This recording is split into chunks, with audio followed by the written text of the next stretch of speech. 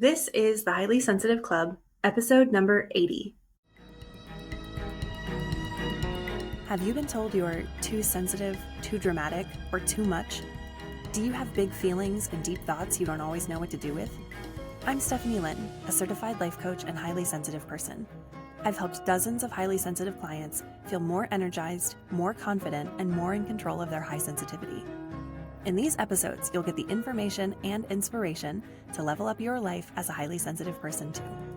Welcome to the Highly Sensitive Club. Hello, highly sensitive person, and welcome to this week's episode of the Highly Sensitive Club.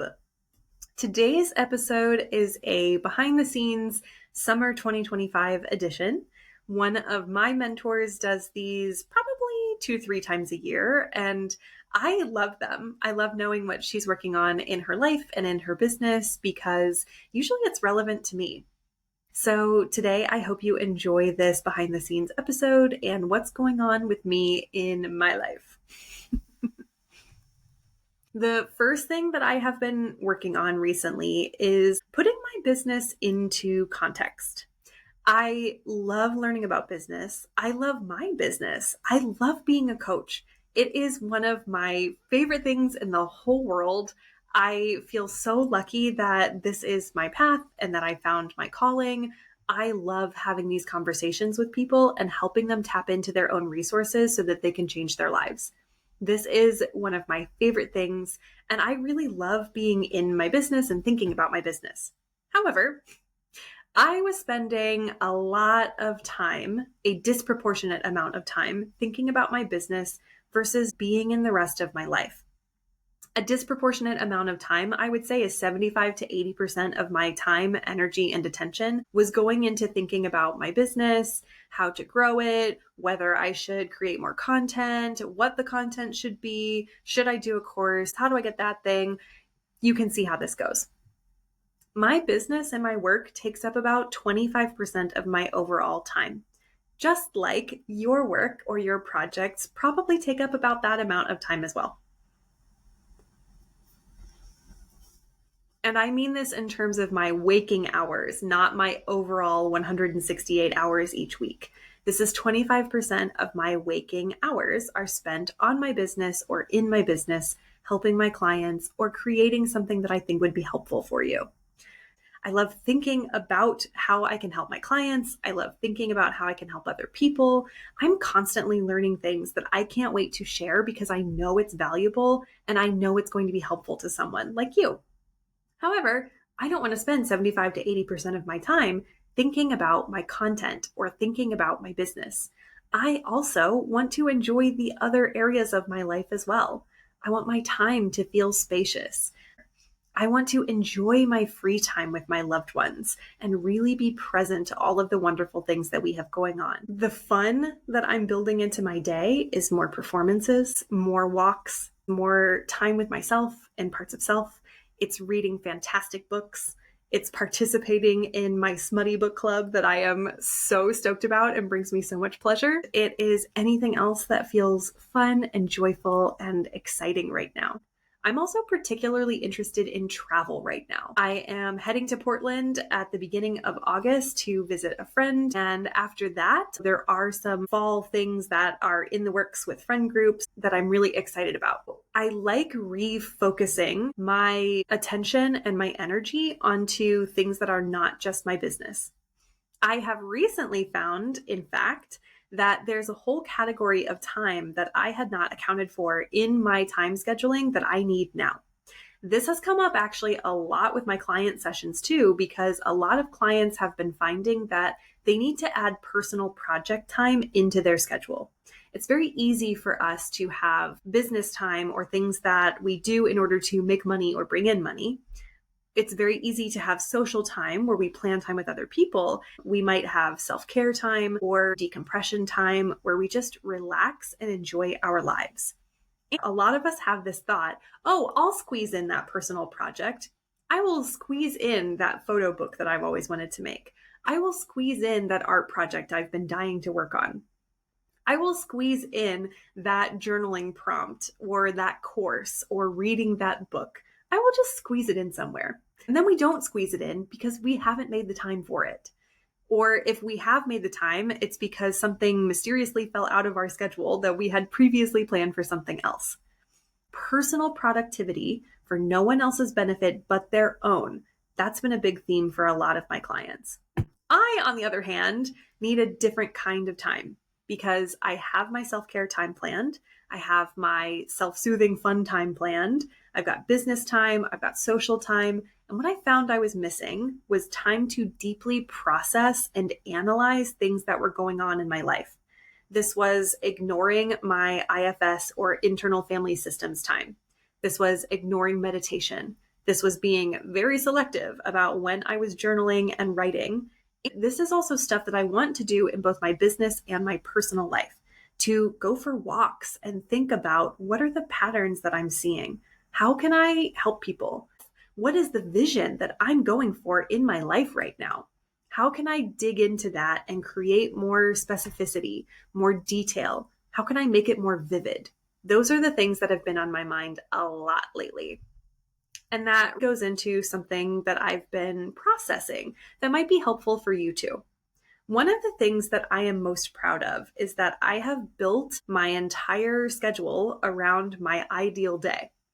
About 10 years ago, I started doing this exercise where you write down what an ideal day looks like for you from start to finish. From the moment you wake up, everything you do in between, the people you interact with, the activities that you do, the environments that you do them in, all the way until you go to sleep at night. What does that look like?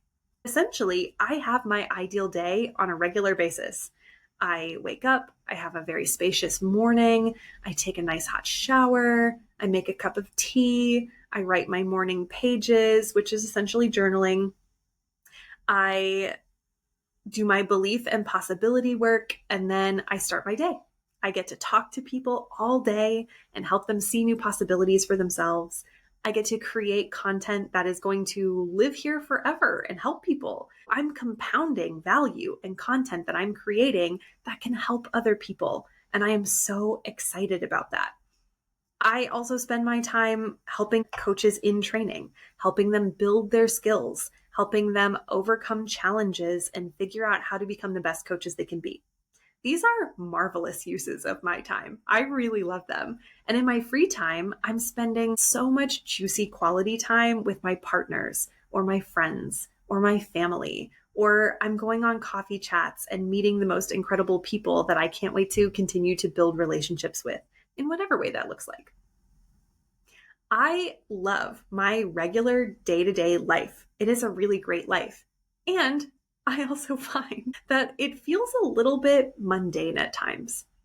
If you have kids or when you were a child, you know that there's a natural ebb and flow to the year. The school year follows the seasons. The seasons themselves create cycles for us to approach our lives and approach the world differently according to what nature is doing. And I found that while I love my day-to-day life, I'm a little out of sync with the cycles of the world. I don't have kids in my life that I need to worry about as far as school is concerned, so I don't work on the school schedule. I haven't been particularly invested in the seasons because what I do is virtual. I can talk to anyone, anywhere, and we maintain our schedules even if the seasons have changed or even if we're wearing different clothes. There really isn't that much difference from day to day.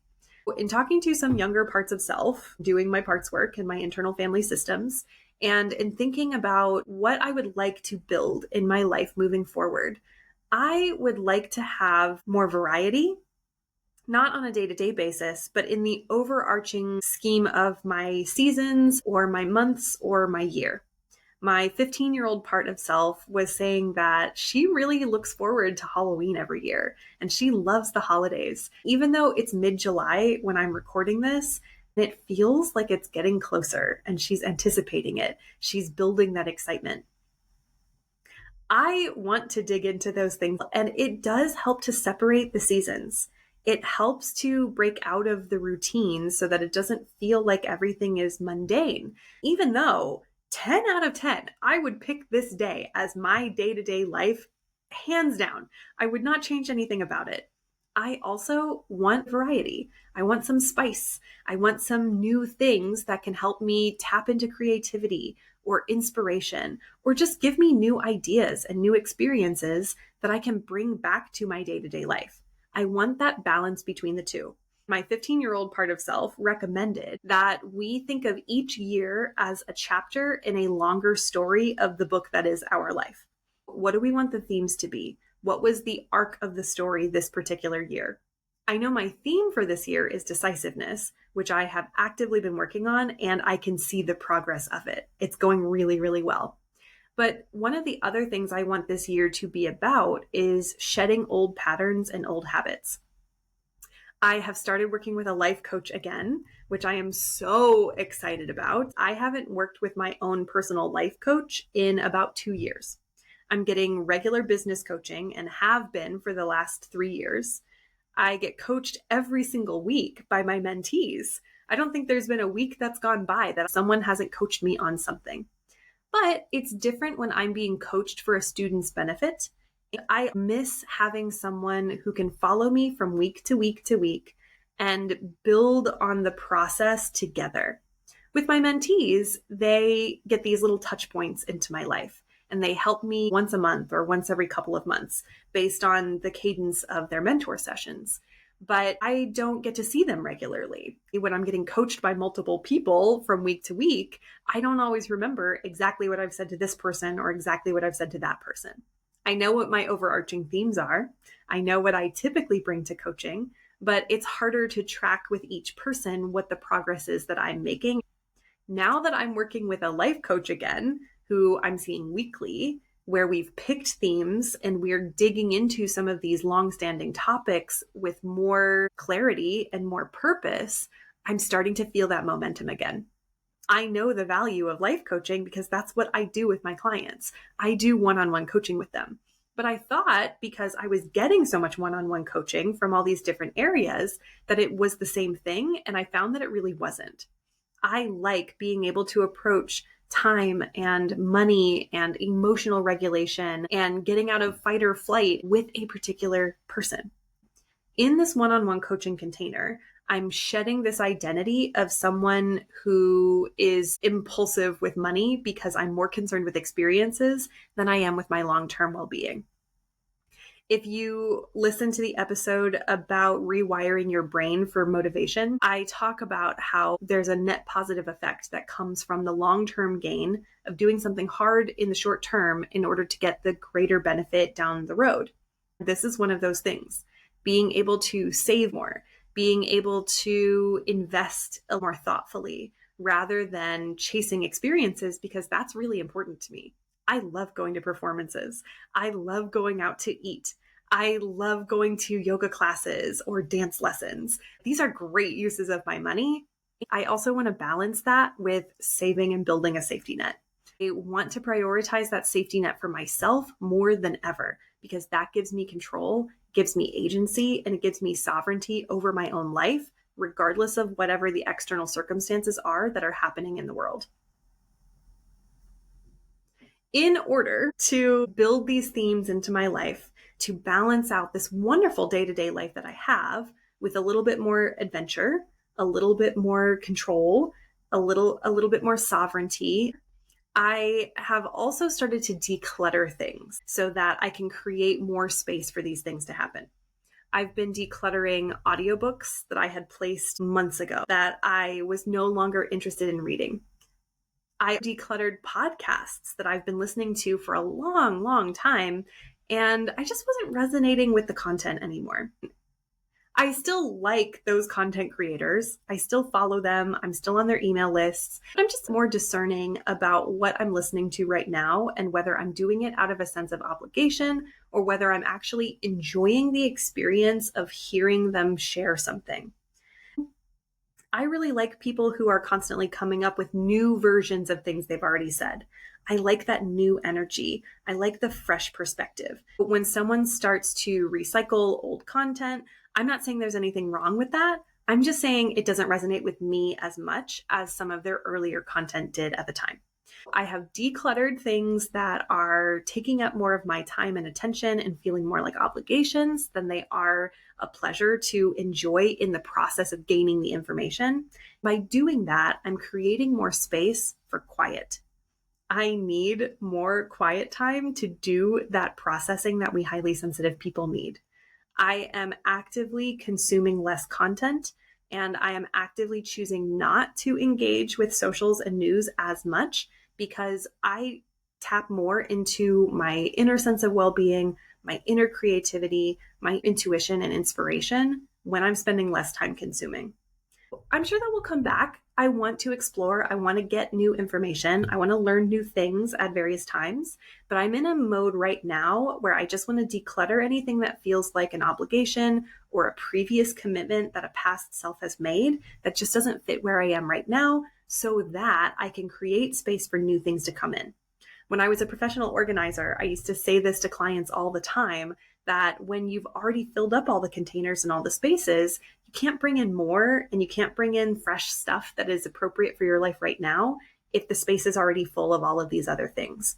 You have to declutter the things that no longer serve you and that no longer suit you in order to welcome in the things that actually represent where you are in your life right now. In addition to decluttering, I also went to a pendulum workshop a couple weeks ago with one of my new friends and colleagues. And it was a very cool, witchy, woo-woo experience. But the thing that was most interesting to me was we did this meditation to drop into the space where we were tapping into source energy in the universe, like we're connecting with everything. We did this meditation. And I had this sensation of my intuition really popping at that moment. Over the last couple of weeks, as I'm having conversations with clients, or as I'm having conversations with other people, or even with myself in my internal landscape, I'm having the experience lately of my intuition picking up on even more subtleties and nuances than I would normally. A micro expression that flits across a client's face, and I'm like, you snagged there. What happened? We slow-mo and they're like, oh, I actually had this doubt come up because I'm having resistance to this. Suddenly we clear the block and they're able to move forward. My intuition is saying, you need to spend more time in the quiet. Then I'm pulling oracle cards and tarot cards that are saying, spend more time in the quiet. I'm going on a walk. I'm thinking I'm going to be listening to my new book, and my intuition says, take a minute to be with yourself. Let's just talk. Let's have some time internally with that space inside of us.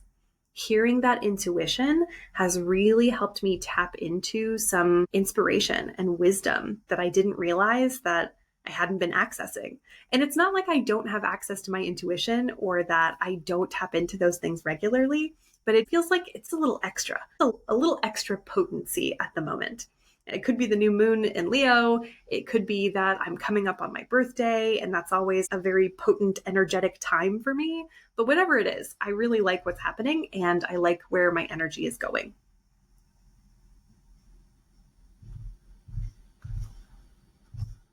Another thing that's coming up, which is why I am listening to my intuition more, spending more time in the quiet, and decluttering things that I have been in the habit of consuming, is because I'm approaching learning differently now than I ever have.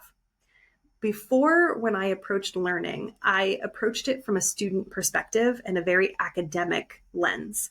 I would make time that I could study the lessons. I would take notes on the lessons. I would watch the live recordings or the group classes, and I would participate in the process of studying and learning.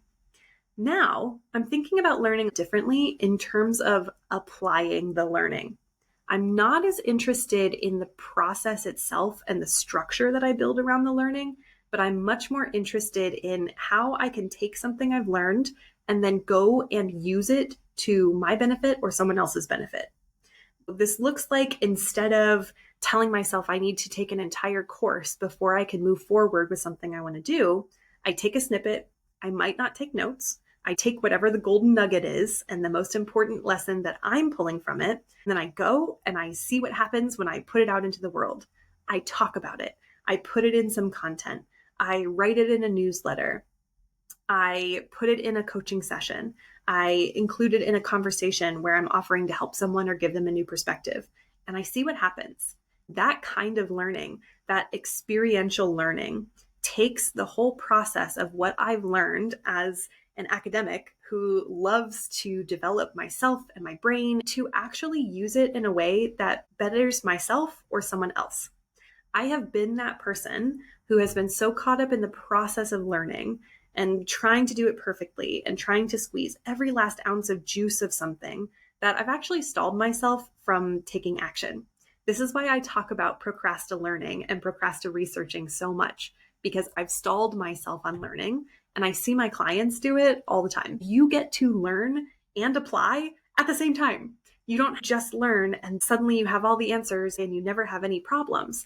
It's actually better to learn something, go out and apply it, see what worked and what didn't work, and then go back and learn some more. Then it becomes an integrative process where you get to try both at the same time. You're expanding your brain, but you're also expanding your experience, and you're making it safer for yourself to experiment and to make mistakes so that you can learn from them. One other big thing that I've noticed a lot lately in my own life, and something that I want to share with you today too, is that it's normal to backslide into a previous version of yourself, to think old thoughts, to fall back into old habits. It's normal.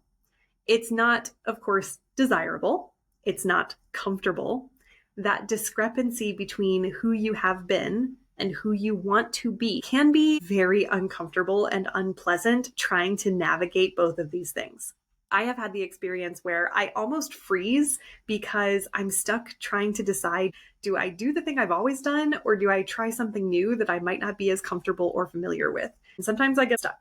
Most of the time, I choose one or the other though. And I know that even if something has gotten in my way again, if I have accomplished something once, I can do it again. If I have accomplished something in one area of my life, I can translate that to another area of my life. Full transparency, because I talked about it in an episode, I attempted to get up early in the morning and exercise first thing and then get a shower. That lasted about 2 times before I realized I don't like exercising in the morning. I know that it feels really great to have that satisfaction of doing it first thing, and then you set yourself up for success the rest of the day. But I actually really enjoy exercising in the afternoons. I like being outside in the sunlight. I like how it feels to use my brain early in the morning and then to re-energize myself by moving my body in the afternoon. So even though technically that was a failure, even though I put my jewelry downstairs, I had a plan, I made this strategy, and I tried to exercise in the morning, that didn't work for me. If you have tried something that also didn't work for you, instead of beating yourself up, you can just consider this an experiment that had a result that did not go the way you wanted it to go. That's how I'm thinking about it. It's not a big deal that I am not waking up in the morning and exercising first thing before a shower. I am not forcing myself or guilting myself to continue to try to do that when I know it doesn't work and I don't like it. Instead, I've been taking walks in the afternoon. I've been spontaneously running and going to the gym to row on the rowing machines. That's the kind of thing that actually interests me. As I continue to try new things and experiment, I'm moving myself closer to building a more regular habit.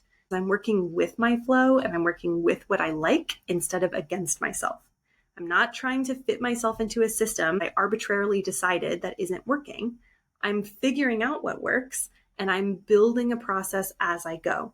This is the learn, apply process that I've been working on. And it applies to my health. It applies to exercise. It applies to time. It applies to money. It's applying to everything. I want to, again, normalize that it's okay to go back to an old habit or an old way of being, or for something to not work out after you tried it, even if you had high hopes for it. It doesn't mean you failed or that there's something wrong with you. It means that the strategy you picked was not the right one for you, or that something else was getting in the way, like your thoughts or your beliefs.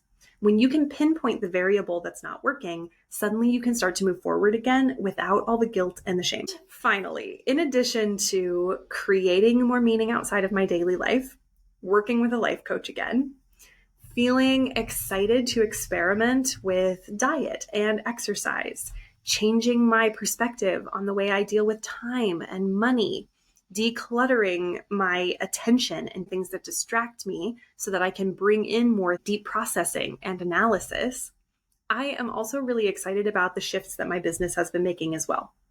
For a long time, I went back and forth about a group program versus one-on-one coaching. Should I do a course? Should I do workshops? I tried a lot of different things, and I still want to do those things. But for the time being, just for this season, I've decided to keep it very simple and very clean. I'm offering 6-month one-on-one coaching. And the reason I'm doing 6-month and not 3 is because I have found that in the process of building new habits, 12 weeks is enough to build the habit, but it's frequently not quite enough to establish the habit. I use the example of Bambi. When a fawn is just learning to walk for the first time, they get up on their little fawn legs and they're shaky and they're wobbly, and then they fall over and mom has to help them get back up again. That is what it's like when you've done a 3-month coaching package. You're up, you're walking, you're balancing, and then you fall. And then when you fall, oftentimes you make it mean, oh, this was just too hard. I can't do it. This was just too difficult. And you fall back into old habits. When you do a full 6-month package, you build the new habits and get past the shaky part. You build enough of a foundation and establish enough of a habit that even when you don't have constant support from a coach or from someone else, you have it established enough that you continue to do it. That's why I have switched to 6-month coaching instead of 3-month coaching. I felt like I was helping my clients change what they were doing. They were decluttering old beliefs and building new ones, but they hadn't quite taken root yet. 6 months allows us to plant the seeds, water the seeds, fertilize the seeds, weed the seeds, so that they can actually grow and flourish into something that lasts. Overall, I am still doing life coaching for highly sensitive people. I am a highly sensitive person. I work with highly sensitive people. I love how deep and meaningful we get. I love that we're lifelong learners. I love that we have high expectations and standards for ourselves. And I love helping HSPs get unstuck and get out of their own way. This is the experience that I constantly have that helps me continue forward. And it's the thing that I love the most about working with HSPs. Sometimes our big, beautiful, brilliant brains are the things that get in our own way. And being able to get out of our own way is what helps us move forward. So general life coaching is available. Health coaching, relationship coaching, time coaching, productivity coaching, creativity coaching, money coaching, business coaching, career coaching. I will help you with all of it if you are a sensitive, highly sensitive, or empathetic person. I love working with people like you. I am like you, and I help people like you every single day to transform your life and make it better. I currently have 10 active clients, 2 more who are starting in the next few weeks, and I'm diving deeper in my business and in my life. I'm excited about the way that things are going. I'm excited for my 35th birthday coming up in October, all the energy shifts that come along with that.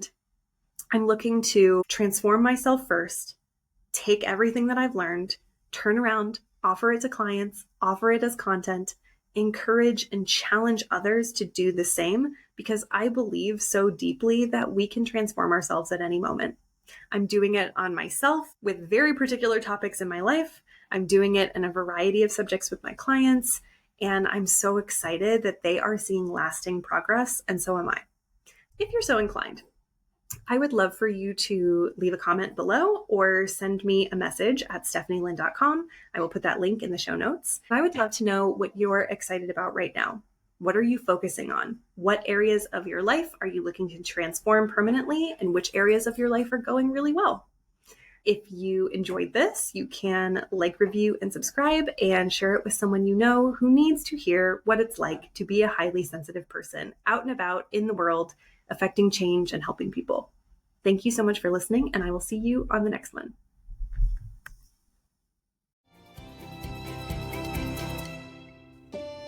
Thanks for listening. If you're ready to take what you learned today to the next level, head over to StephanieLynn, that's LINN.com, and book a consultation call to get started. I can't wait to see you there, my dear HSP.